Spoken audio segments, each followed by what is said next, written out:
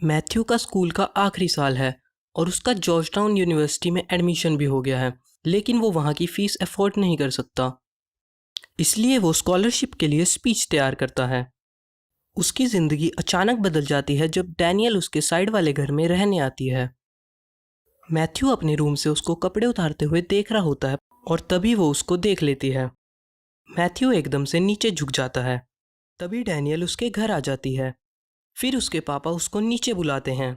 Matthew बहुत डर जाता है। उसके पापा पूछते हैं तुम ऊपर क्या कर रहे थे। वो उसको बताते हैं डैनियल यहाँ पर नई आई है और उसको शहर दिखाने के लिए कहते हैं।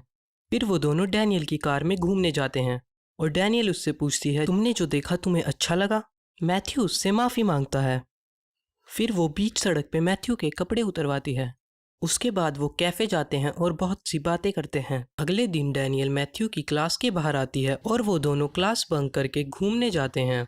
रात को डैनियल मैथ्यू को चोरी से एक स्विमिंग पूल पे लेके जाती है। वो दोनों किस करने ही वाले होते हैं, तभी मैथ्यू देखता है वो घर उसके प्रिंसिपल का है। फिर वो दोनों वहाँ से भाग जाते हैं। इसके बाद वो दोनों मैथ्यू के फ्रेंड के घर जाते हैं।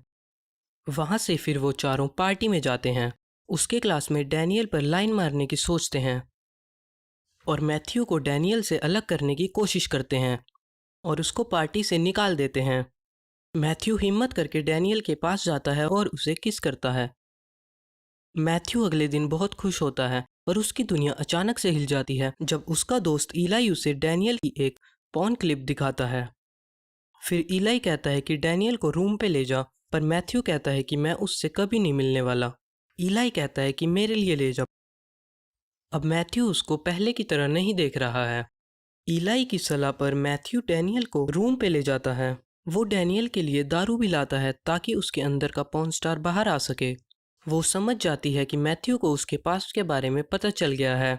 वो गुस्से में वहाँ से चली जाती है और रिश्ता ख़त्म कर देती है। अगले दिन मैथ्यू डैनियल के घर माफ़ी मांगने जाता है और कहता है मैं सिर्फ तुम्हारी परवाह करता हूँ और मैं चाहता हूँ कि सब पहले की तरह हो जाए। तभी वो वहाँ कैली को देखता है जो कि एक प्रोड्यूसर है। फिर डैनियल कहती है कि हम इसके बारे में बाद में बात करेंगे।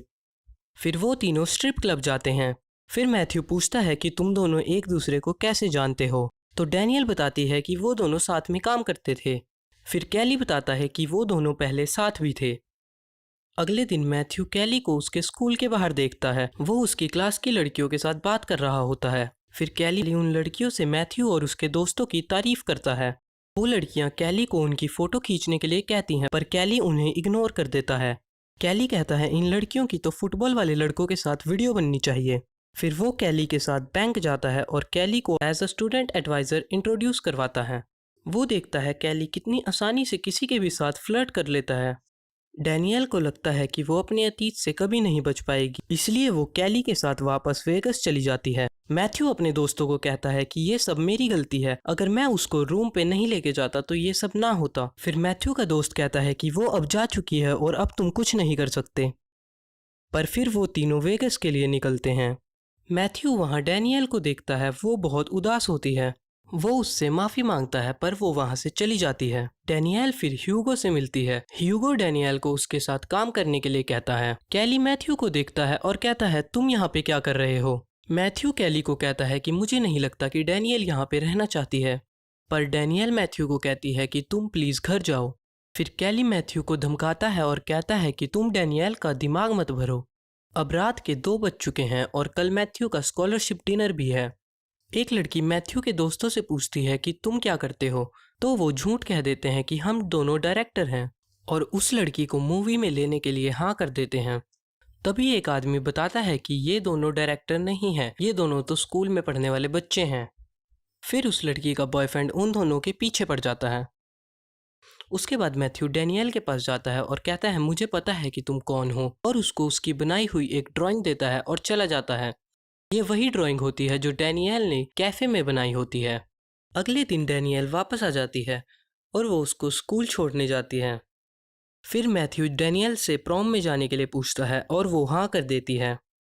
आज रात को मैथ्यू को स्पीच देनी है। वो बहुत नर्वस है क्योंकि उसको पता है अगर उसको ये स्कॉलरशिप नहीं मिली तो वो जॉर्ज टाउन यूनिवर्सिटी में नहीं जा पाएगा। तभी मैथ्यू देखता है क्लास के दरवाजे पे कैली खड़ा होता है। कैली बहुत गुस्से में होता है। कैली मैथ्यू को स्कूल से जबरदस्ती ले जाता है। कैली मैथ्यू को कहता है तेरी वजह से मुझे $30,000 का नुकसान हो गया है।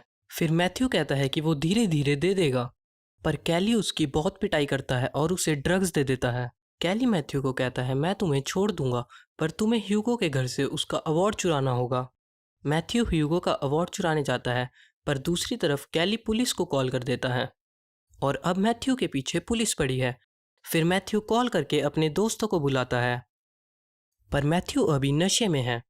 मैथ्यू नशे में ही स्कॉलरशिप डिनर में चला जाता है। वो नशे में बहुत सी उल्टी हरकतें करता है। वो अपनी क्लासमेट को किस भी कर देता है। वो नशे में भी बहुत अच्छी स्पीच बोलता है, पर उसको फिर भी वो स्कॉलरशिप नहीं मिलती। अगले दिन मैथ्यू बैंक जाता है और उसको वहाँ पता चलता है कि कैली उसका स्टूडेंट एडवाइज़र बन के आया था और उसके $25,000 ले गया है। वो पैसे मैथ्यू ने एक कैम्बोडियन स्टूडेंट को यूएसए में पढ़ाने के लिए इकट्ठा किए थे। डैनियल और मैथ्यू पैसे इकट्ठा करने के लिए एक प्लान बनाते हैं। डैनियल अपनी 2 पॉर्न स्टार दोस्तों को बुलाती है।